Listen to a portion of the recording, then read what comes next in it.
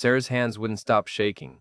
She gripped the edge of the table, her knuckles white, her breath caught somewhere between her chest and her throat. Across from her sat a man who shouldn't exist. A man whose face she knew better than her own.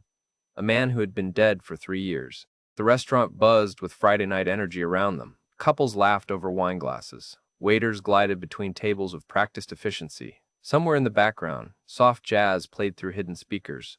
But Sarah heard none of it. All she could hear was the thundering of her own heartbeat, and the gentle, concerned voice of the stranger sitting across from her asking if she was all right. His name was Michael. He'd told her that when he first sat down, extending his hand with a warm smile that made her stomach drop. Michael, not David. But everything else was wrong. The dark brown eyes that crinkled at the corners. The slight dimple in his left cheek. The way his hair fell just slightly over his forehead. Even his hands, resting now on the white tablecloth, were the same. Long fingers. A small scar near the thumb. How was this possible?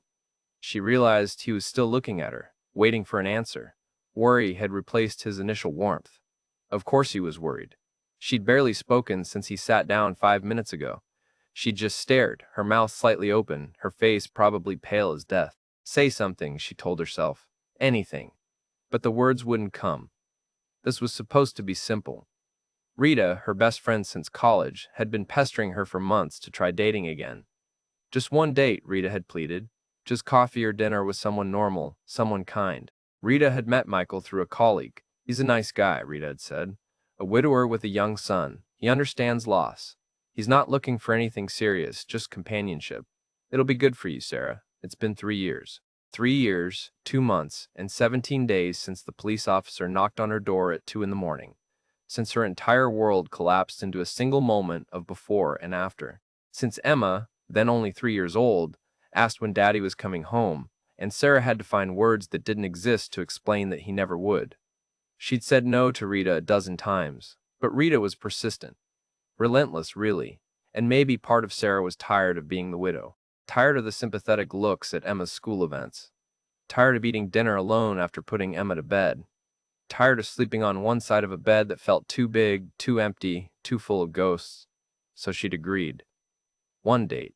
Just to prove to Rita that she'd tried. Just to prove to herself that maybe she could take one small step forward. She hadn't expected this. Are you okay? Michael asked again, leaning forward slightly. His voice was so gentle it hurt. You look like you've seen a ghost. The word ghost hit her like a physical blow. She let out a sound that might have been a laugh, or might have been a sob. She wasn't sure which. I'm sorry, she managed to whisper. You look like someone I used to know. Michael's expression softened with understanding. Someone important, he said. It wasn't a question. Sarah nodded, not trusting herself to say more. Her throat felt tight. Tears were threatening, and she absolutely could not cry in the middle of this restaurant on a blind date with a stranger who happened to have her dead husband's face. I'm sorry, Michael said quietly. That must be difficult. We can leave if you want. No pressure. His kindness made it worse somehow. David had been kind too. David had always known when she needed space, when she needed comfort, when she needed someone to just sit with her in silence. The thought of David, combined with looking at this impossible mirror image, was too much. Excuse me, Sarah said abruptly, standing so quickly her chair scraped against the floor. She grabbed her purse. I just need a minute. I'll be right back. She didn't wait for his response. She walked quickly toward the back of the restaurant, past the bar, past the curious glances of other diners, into the narrow hallway where the restrooms were located. She pushed through the door marked women and found herself in a small, blessedly empty bathroom with soft lighting and a faint scent of lavender. She braced herself against the sink and looked at her reflection. Her face was flushed, her eyes too bright. She looked like someone on the edge of falling apart, which was exactly what she was. With trembling fingers, she pulled out her phone and called Rita. Rita answered on the second ring. How's it going? Rita's cheerful voice sang out. Is he nice? Are you having fun? Rita, Sarah said, her voice barely above a whisper. He looks exactly like David. There was a pause. What? He looks like David. The same face, the same eyes, the same everything. Rita, what did you do? I didn't do anything, Rita said, confusion evident in her tone. Sarah, I've never even seen a picture of David. You know that. I only know you two were married. I don't know what he looked like. It was true. Sarah realized with a sick feeling that it was completely true. Rita had moved to town 2 years after David died. They'd met at a grief support group, both navigating loss in different ways. Rita's mother had passed from a long illness. They'd bonded over shared pain, over learning to function in a world that kept spinning when yours had stopped. But Sarah had never shown Rita pictures.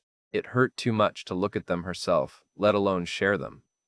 This has to be a coincidence, Rita continued, her voice softer now. Sarah, honey, people can look similar. Maybe you're just seeing what you want to see. I'm not, Sarah insisted. Rita, I'm not making this up. It's not just similar. It's identical. If I didn't know better, I'd think it was him. But it's not him, Rita said gently. It can't be him. Right? Right, Sarah said, but the word felt hollow. Of course it wasn't David. David was gone. She'd buried him. She'd stood at his grave and felt Emma's small hand in hers and known with absolute certainty that he was never coming back. So what do you want to do? Rita asked. Do you want to leave? I can call you with a fake emergency. Sarah looked at herself in the mirror again. What did she want to do? Run seemed like the obvious answer. Get in her car, drive home, tuck Emma into bed, and pretend this night never happened. Go back to her safe, small life where she didn't have to face impossible coincidences or confusing feelings. But another part of her, a part she didn't quite understand, wanted to go back out there. Wanted to sit across from Michael and hear him speak, and try to understand how the universe could be this cruel or this kind. She wasn't sure which. I think I'm going to stay, Sarah heard herself say. Are you sure? Rita asked. No, Sarah admitted, but I'm going to try. Okay, Rita said, but call me the second you get home. I want to hear everything. Sarah promised she would and ended the call. She took a few deep breaths, splashed cold water on her wrists the way her therapist had taught her during panic attacks, and forced herself to stand up straight. She could do this. She'd survived the worst thing imaginable. She could survive dinner with a stranger. When she returned to the table, Michael was still there, waiting. He'd ordered her a glass of water, she noticed. He stood slightly when she approached, an old-fashioned gesture that David used to do. I'm sorry, Sarah said as she sat down. That was rude of me. Don't apologize, Michael said. I understand if this is too much. We don't have to do this. I want to, Sarah said, surprising herself with the truth of it. I mean, if that's okay with you. Michael studied her face for a long moment, and Sarah had the distinct impression he was trying to decide something. Finally, he nodded. Okay, he said. Let's start over then. Hi, I'm Michael. I'm apparently having dinner with someone tonight, though I'm not entirely sure she wants to be here. The gentle humor in his voice broke something loose in Sarah's chest. She felt herself smile, just a little. Hi, Michael, she said. I'm Sarah, and I'm definitely not sure I want to be here, but I'm going to try anyway. That's honest, Michael said, returning her smile. I appreciate honest. They ordered food, though Sarah wasn't sure she could eat anything, but having menus to look at gave them something to do with their hands, a reason to not stare at each other. When the waiter left, an awkward silence settled over the table. So, Michael said carefully, Rita mentioned you have a daughter. Sarah nodded, grateful for the safe topic. Emma, she's 6, first grade. She's with my mom tonight. She pulled out her phone and showed him the lock screen, a picture of Emma grinning with 2 missing front teeth, her dark curls wild around her face. She's beautiful, Michael said, and there was genuine warmth in his voice. She looks like you. She looks like her dad, Sarah said before she could stop herself. Then she felt heat rise to her face. Sorry, that was. It's okay, Michael said quietly. You don't have to apologize for talking about him. Rita told me you lost your husband. I'm sorry. Thank you, Sarah said, the automatic response she'd given 1,000 times over 3 years. Michael hesitated, then said, I lost my wife 2 years ago. Cancer. It was a long fight. Sarah looked up at him, really looked at him, and saw something she recognized in his eyes. The same exhaustion. The same weight of carrying on when part of you wanted to stop. The same guilt of still being here when someone you loved wasn't. I'm so sorry, she said, and meant it. If you're feeling this story so far, Michael said with a slight smile, please hit that like button and subscribe for more stories that touch the heart. He paused. Sorry, that was my son's favorite YouTube channel. He watches these emotional story videos, and he's always repeating that line. It just came out. Sarah laughed, a real laugh, and it felt strange and wonderful. That's okay, she said. How old is your son? 5, Michael said. His name is Jake. He's staying with my sister tonight. He's at that age where he has infinite energy and infinite questions about everything. Emma too, Sarah said. Last week she asked me why clouds don't fall down. I had to look up the answer because I realized I had no idea.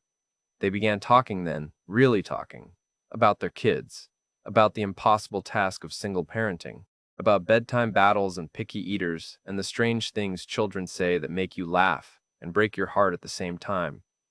The conversation flowed easier than Sarah expected. Michael was funny in a quiet way.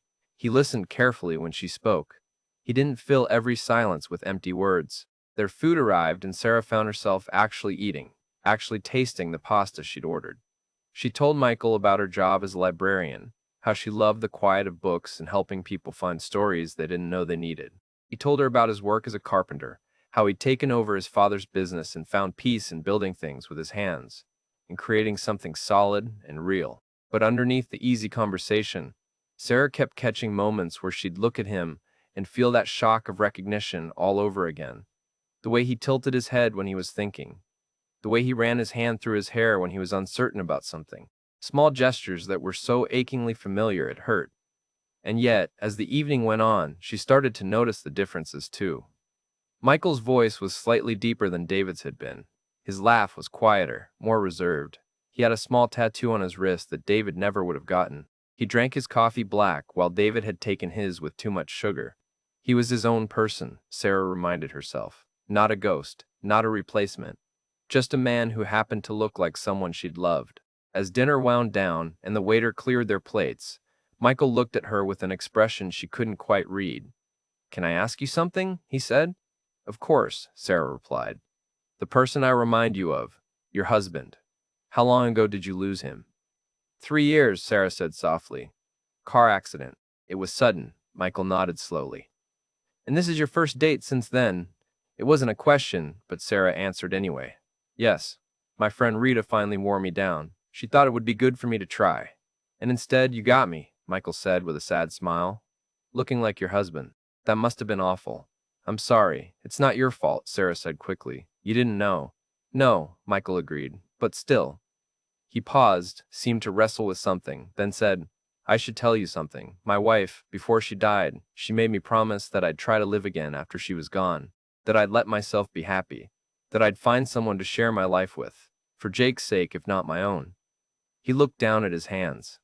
"I've been on 4 dates in the past 6 months. You're the 5th. And every single time, I sit across from someone nice and kind and I feel absolutely nothing. Just emptiness where something should be." Sarah's heart ached for him. She understood that emptiness so well. "But tonight," Michael continued, looking up to meet her eyes, "I felt something. Not emptiness. Maybe that's just because we understand each other in a way most people can't. Or maybe," he trailed off, leaving the thought unfinished. "Maybe what?" Sarah prompted gently. "Maybe some coincidences aren't really coincidences," Michael said. "Maybe they're the universe trying to tell us something." Sarah didn't know what to say to that. She wasn't sure she believed in signs from the universe, but she also couldn't explain how she'd ended up sitting across from a man who wore her dead husband's face and made her feel something other than grief for the first time in 3 years. "Can I see you again?" Michael asked quietly. "I know this was strange. I know it probably brought up a lot of difficult feelings. But I'd like to try, if you would." Sarah knew she should say no. This was too complicated, too confusing, too much too soon. But when she opened her mouth, what came out was, "Yes, I'd like that." Michael's face lit up with a smile that was pure relief and something else. Hope, maybe. "Okay," he said. "Okay, good." They left the restaurant together, stepping out into the cool night air. The parking lot was half empty now. Michael walked her to her car, hands in his pockets, a careful distance between them. "Thank you for staying," he said when they reached her car. "I know tonight wasn't what you expected." "It really wasn't," Sarah agreed. "But I'm glad I did." "Me too," Michael said. They stood there for a moment, neither quite sure how to end the evening. Finally, Sarah unlocked her car and climbed in. Michael stepped back, lifted his hand in a small wave. "Drive safe," he said. "You too," Sarah replied. She started the engine and pulled out of the parking lot, watching in her rearview mirror as Michael walked toward his own car. Her hands were shaking again, but for different reasons now. Not panic. Something else. Something that felt dangerous and terrifying and maybe, just maybe, like possibility. The drive home took 20 minutes. Sarah gripped the steering wheel and tried to make sense of what had just happened. She'd gone on a blind date. She'd met a man who looked exactly like her dead husband. She'd somehow survived the encounter without falling apart completely. And now she was driving home wondering if she'd just made the best decision of her life, or the worst. When she pulled into her driveway, she sat in the car for a long moment before going inside. Through the living room window, she could see her mother reading on the couch, waiting up. Emma would be asleep in her bed, probably sprawled across the mattress the way she always did, her stuffed rabbit clutched in one arm. This was her life now. This small, safe world she'd built from the ashes of everything she'd lost. And tonight, she'd let a stranger into it. A stranger who looked like David, but wasn't David. A stranger who made her laugh and made her remember what it felt like to sit across from someone and just talk. A stranger who understood grief in a way most people never would. Sarah took a deep breath and got out of the car. She didn't know what would happen next. She didn't know if seeing Michael again was healing or harmful. She didn't know if she was dishonoring David's memory or honoring it by trying to move forward. But she knew one thing with absolute certainty as she walked toward her front door. Tonight had changed something. The wall she'd built around her heart had developed a crack, and she wasn't entirely sure she wanted to fix it. The weeks that followed felt like living in two worlds at once. In one world, Sarah was still the same person she'd been for 3 years. She woke up early to make Emma breakfast. She packed lunches with the crusts cut off because Emma insisted bread tasted better that way. She drove to the library and cataloged books and helped elderly patrons find large print mysteries. She came home, made dinner, helped with homework, read bedtime stories, and fell asleep alone in a bed that still felt too big. But in the other world, the one that existed in stolen moments and text messages and carefully planned meetings, Sarah was someone new. Someone who laughed at Michael's terrible dad jokes. Someone who felt her heart race when her phone buzzed with his name. Someone who was learning that moving forward didn't mean forgetting, even though the guilt of that realization kept her up at night. Their second date was coffee at a quiet cafe on a Saturday morning. Emma was at a birthday party. Michael's son Jake was at soccer practice. They had 2 hours, and they spent every minute talking. About everything and nothing. About their favorite books, and worst cooking disasters, and the small moments of grief that still caught them off guard. Sarah told him about how she sometimes still set the table for 3 people before catching herself. Michael admitted he still reached for his phone to text his wife when something funny happened, forgetting for just a second that she wouldn't answer. The third date was a walk through the botanical gardens. They didn't hold hands, but their fingers brushed twice, and both times Sarah felt electricity shoot up her arm. She pulled away the first time, apologizing. The second time, she let the contact linger for just a moment before stepping away to look at a flower she didn't care about. By the fourth date, Sarah couldn't deny what was happening anymore. She was falling for him.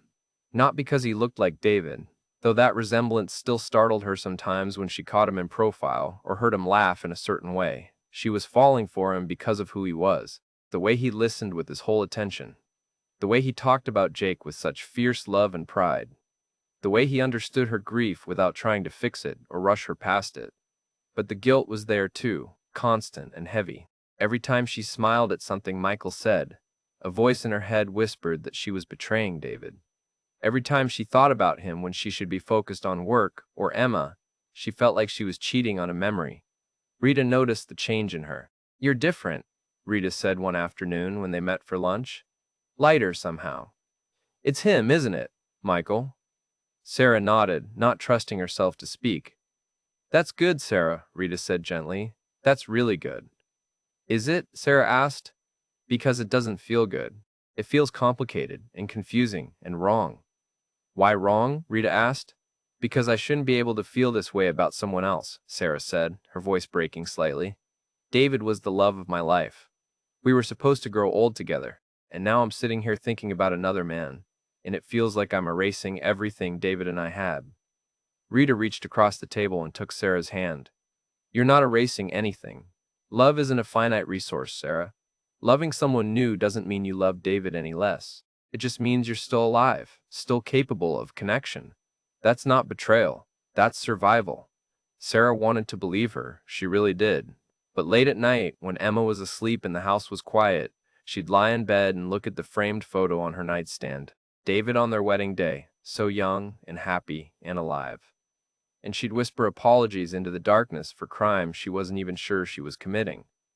It was Michael who finally suggested the kids meet.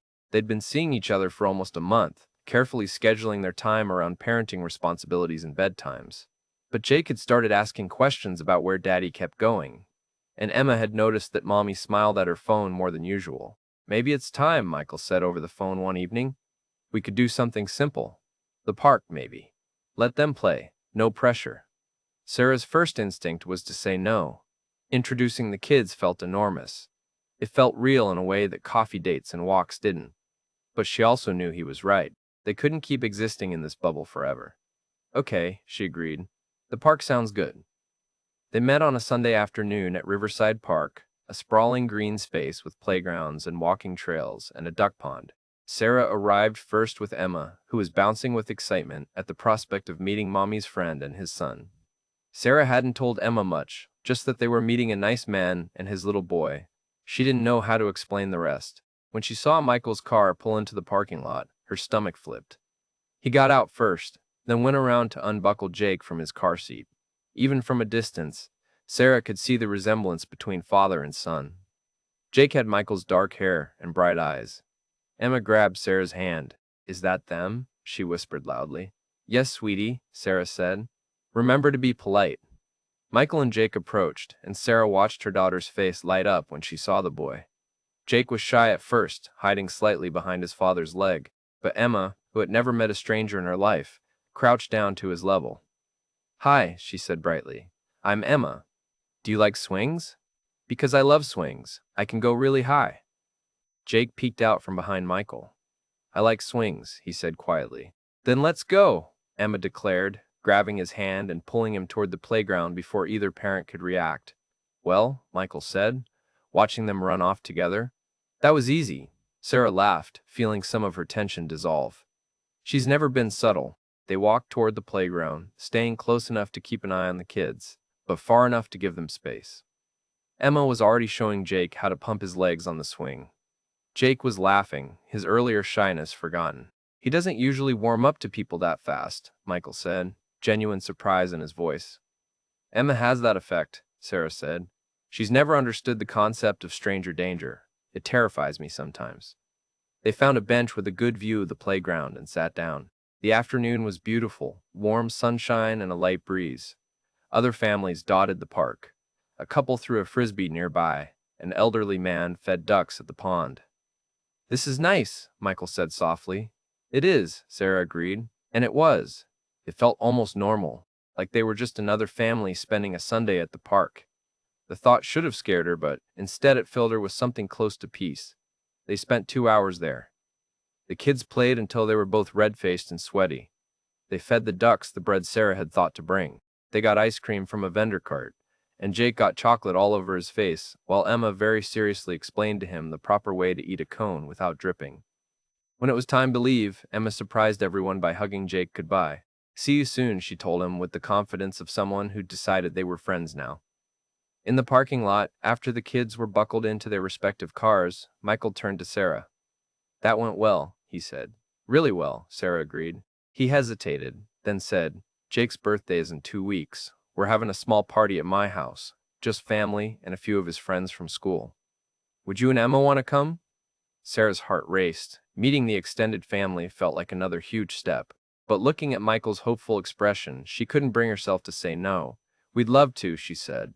The smile that broke across his face made her chest ache in the best way. The 2 weeks passed in a blur of work and planning and growing anticipation. Emma was excited about the party, already planning what to draw for Jake's birthday card. Sarah was nervous, wondering what Michael's family would think of her, if they'd see the resemblance to his late wife that she still hadn't mentioned. The day of the party arrived too quickly. Sarah spent an embarrassing amount of time choosing an outfit, settling finally on jeans and a simple blue sweater. Casual but put together, she helped Emma into her favorite dress, the purple one with flowers, and they drove to the address Michael had given her. His house was in a quiet neighborhood, a modest 2-story with a well-kept lawn. Balloons tied to the mailbox announced the celebration. Sarah could hear children's laughter from the backyard as she and Emma walked up the front path. Michael answered the door, and Sarah's breath caught. He was wearing a dark blue shirt that made his eyes even more striking. Those eyes that still sometimes made her forget, just for a second, that he wasn't someone else. "You made it," he said, his whole face lighting up. "Come in, come in." The house smelled like pizza and cake. Children's artwork covered the refrigerator. Toys were scattered across the living room floor despite obvious attempts to tidy up. It felt lived in and loved and real. Emma immediately spotted Jake across the room and ran to him, presenting her handmade card with great ceremony. Michael's sister approached, a friendly woman in her 40s with kind eyes and a warm smile. "You must be Sarah," she said, extending her hand. "I'm Lisa. Michael's told me so much about you. All good things, I hope," Sarah said, shaking her hand. "Mostly," Lisa teased, then laughed. "I'm kidding. He's been insufferable, actually. Can't stop talking about you." Sarah felt heat rise to her cheeks. Michael looked embarrassed. "Lisa," he said warningly.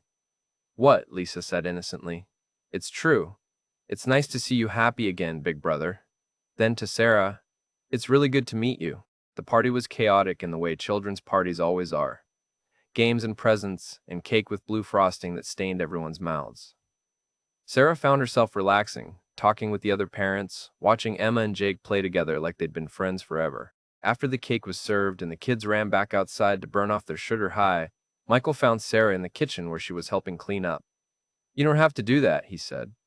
"I don't mind," Sarah replied, rinsing plates. "It's the least I can do." They worked in comfortable silence for a few minutes. Then Michael said, "I'm really glad you came, both of you." "We're glad to be here," Sarah said honestly. "Can I show you something?" Michael asked. "It'll just take a minute." "Of course," Sarah said, drying her hands on a dish towel. She followed him out of the kitchen, down a short hallway, into what was clearly his study. Bookshelves lined one wall. A desk sat by the window. And on the mantel above, a small fireplace, there were photographs. Family photos, mostly. Michael and Jake at various ages. An older couple that must have been his parents. Lisa and her family. And then Sarah's eyes landed on one photo in particular, and her entire world tilted. It was Michael and a woman. His late wife, clearly. They were dressed up, maybe for a wedding or formal event. He had his arm around her, both of them smiling at the camera. But it was the woman who made Sarah's blood run cold. She looked like Sarah. Not exactly, but close enough that it couldn't be coincidence. Same shoulder-length brown hair. Same general build. Similar facial structure. If Sarah had to guess, they could have been sisters. Her hands started shaking. She took a step closer to the mantel, needing to see if her eyes were playing tricks on her. They weren't. The resemblance was undeniable. "I noticed it the first night," Michael said quietly from behind her. "When you walked into the restaurant. I almost didn't stay." Sarah turned to look at him, her mind racing. "You didn't say anything, neither did you," Michael pointed out gently. "About how I look like your husband." The air between them felt heavy with unspoken truths. Sarah's heart was pounding. This changes everything, she thought. Or maybe it explained everything. She didn't know which was worse. "I should have told you," Michael continued, "about Rebecca, about the resemblance. But I didn't know how without making it weird. And then as we kept seeing each other, I started to worry that maybe that's all this was. That we were just looking for echoes of the people we lost." "Is that what this is?" Sarah asked, her voice barely a whisper. Michael was quiet for a long moment. Then he said, "I don't think so. At first, maybe. That first night, I couldn't stop seeing Rebecca in your face. But Sarah, every time we talked, every moment we spent together, I saw less of her and more of you. The way you scrunch your nose when you're thinking. The way you always order decaf even though you clearly want the caffeine. The way you talk about Emma like she hung the moon. Those things are yours, not hers." Sarah felt tears building behind her eyes. "I keep seeing David when I look at you," she admitted. "The way you tilt your head, the way you laugh. It's like being haunted by someone I loved more than anything. And I feel so guilty, Michael. Because am I falling for you, or am I just trying to get him back?" Michael crossed the room and gently took her hands in his. His touch was warm and solid and real. "Can I tell you what Rebecca said to me?" he asked. "Right before she died." Sarah nodded, not trusting her voice. "She told me that she believed people come into our lives for a reason. That the universe has a way of bringing us what we need, even if it's not what we expected. She made me promise that I'd let myself love again, that I wouldn't spend the rest of my life mourning her. She said love doesn't end, Sarah. It transforms. It grows." It finds new ways to exist. His eyes were bright with unshed tears. Maybe we found each other because we needed someone who understands that grief doesn't mean your heart stops working. Maybe the resemblances aren't coincidences or cruel tricks. Maybe they're just the universe's way of making sure we actually gave each other a chance instead of running scared. Sarah felt something break open in her chest. All the guilt, all the fear, all the confusion of the past month came pouring out. She started crying, really crying, and Michael pulled her into his arms and held her while she shook. "I'm so tired of being afraid," she sobbed into his shoulder. "I'm so tired of feeling guilty for wanting to be happy again." "Then don't," Michael said softly. "Don't be afraid. Don't feel guilty. Just be here with me. Be present. That's all we can do." They stood like that for a long time, holding each other in the quiet study while the sounds of children playing drifted in through the window. Sarah felt something shift inside her. Not healing exactly, but maybe the beginning of it.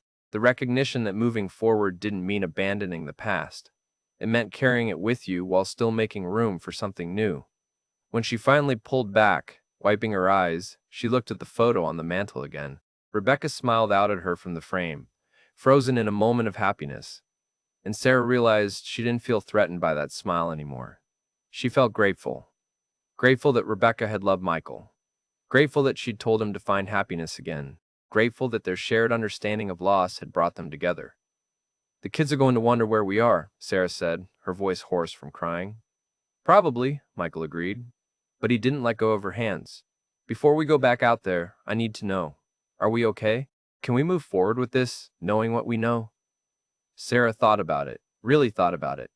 About David and Rebecca and the strange coincidence that had brought her and Michael together. About guilt and grief and the terrifying prospect of loving someone new. About Emma and Jake playing in the backyard, two kids who'd lost parents and found friendship. About second chances and transformation and the possibility that the universe really did bring people what they needed, even in the most unexpected ways. "Yes," she said finally, "I think we can. I want to try." Michael's smile was like sunrise. "Me too," he said. "If you've been feeling this story," Sarah thought to herself as they walked back toward the kitchen, "if you felt the weight of loss and the fear of moving forward and the guilt of finding joy again, then you understand. You understand that healing isn't linear. That love doesn't replace love, it adds to it. That sometimes the people who can help us move forward are the ones who understand why we've been stuck." They spent the rest of the afternoon at the party, but something had fundamentally changed between them. There was an ease now that hadn't existed before, an understanding. When their hands brushed helping to clean up wrapping paper, Sarah didn't pull away. When Michael looked at her across the room and smiled, she smiled back without reservation. As the party wound down and guests started leaving, Lisa pulled Sarah aside. "I don't know what Michael said to you in there," she said quietly, "but thank you. I haven't seen him this happy since before Rebecca got sick." "You're good for him. He's good for me too," Sarah said, and meant it. When it was finally time to leave, Emma was exhausted and sugar-crashed, leaning heavily against Sarah's leg. Jake gave her a sleepy hug goodbye. At the door, Michael walked Sarah and Emma to their car. "Thank you for today," he said. "For coming, for staying, for everything." "Thank you for being honest with me," Sarah replied. "About Rebecca. About all of it." Michael glanced back at his house, where Lisa was visible through the window starting the final cleanup. "Can I take you to dinner this week?" he asked. "Just us? I feel like we have a lot more to talk about." "I'd like that," Sarah said. She buckled Emma into her car seat, kissed her daughter's forehead, and climbed into the driver's seat. As she pulled away from the curb, she looked in the rearview mirror. Michael stood in his driveway, watching them leave, his hand raised in farewell. 6 months ago, Sarah thought as she drove through the quiet streets toward home, she couldn't have imagined this. Couldn't have imagined feeling anything but grief. Couldn't have imagined smiling at a man who wasn't David. Couldn't have imagined that the resemblance that had initially terrified her would become just another part of their story. But here she was, still grieving, yes, still carrying David in her heart, absolutely, but also making room for something new. For Michael, who understood her pain because he carried his own, for the possibility that second chances existed, for the radical idea that moving forward didn't mean leaving love behind. Emma stirred in the back seat. "Did you have fun, Mommy?" she mumbled sleepily. "I did, sweetie," Sarah said. "I really did." And in that moment, driving through the late afternoon sunlight with her daughter dozing behind her, and the promise of dinner with Michael ahead of her, Sarah felt something she hadn't felt in 3 years. She felt hope. Real, tangible, terrifying hope that maybe, just maybe, happiness wasn't something that had died with David. Maybe it was something that could grow again, different but no less real, watered by grief and tended by someone who understood that some scars never fully heal. They just become part of who you are. The universe brings us what we need in the most unexpected ways, Michael had said. And perhaps he was right. Perhaps the resemblances weren't cruel jokes or impossible coincidences. Perhaps they were gifts, wrapped in familiar faces, designed to help two broken people recognize in each other the possibility of becoming whole again. Sarah pulled into her driveway as the sun began to set, painting the sky in shades of orange and pink. She carried sleeping Emma inside, tucked her into bed without waking her, and stood for a long moment in her daughter's doorway watching her breathe. This was still her life, her beautiful, hard-won, grief-shaped life. But maybe, just maybe, it was becoming something more. Something that honored the past while embracing the future. Something that proved love didn't end, it just transformed, finding new faces, new forms, new ways to remind us that we're still here, still breathing, still capable of connection. And that, Sarah thought as she finally headed to her own room, was enough. For now, it was more than enough. It was everything.